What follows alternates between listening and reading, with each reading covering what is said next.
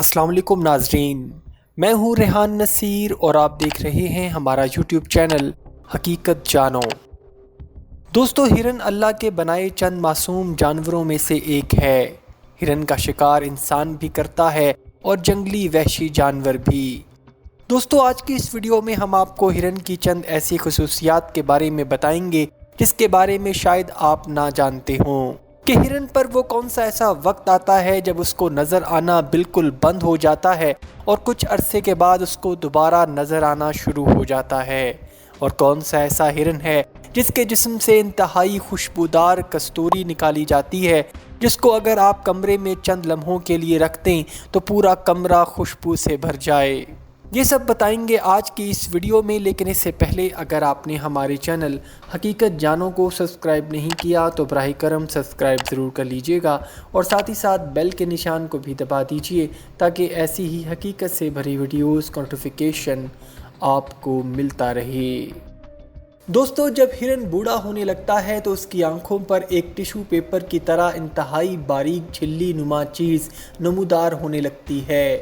جو وقت کے ساتھ ساتھ مزید گہری ہوتی جاتی ہے اور ہرن بینائی سے مکمل محروم ہو جاتا ہے، اور اگر وہ پالتو ہرن ہو تو اس کا مالک اس کی جھلی کو اس کی آنکھوں سے ہٹا دیتا ہے اور ہرن کو دوبارہ دکھنے لگتا ہے، اور اگر وہ جنگلی ہرن ہو تو ایسی صورت میں ہرن بے زبان جانور اپنی تکلیف کسی کو بتا بھی نہیں پاتا اور وقت کے ساتھ ساتھ بسا اوقات جھلی خود بخود اتر جاتی ہے، یا پھر وہ اندھے پن کا شکار ہو کر وہ بوڑھا ہرن کسی شکاری یا درندے کا شکار بن جاتا ہے۔ دوستو، تحقیق کے مطابق یہ پتہ چلا ہے کہ ہرن کو اپنی آنکھ سے دنیا کی ہر چیز معمولی سی سبز رنگ کی نظر آتی ہے، اور اسی لیے کسی پودے کے پیچھے چھپے کسی شکاری جانور کو یہ پہچان نہیں پاتے، اور اس کی وجہ یہ ہے کہ پیڑ پودوں کا رنگ بھی سبز ہوتا ہے۔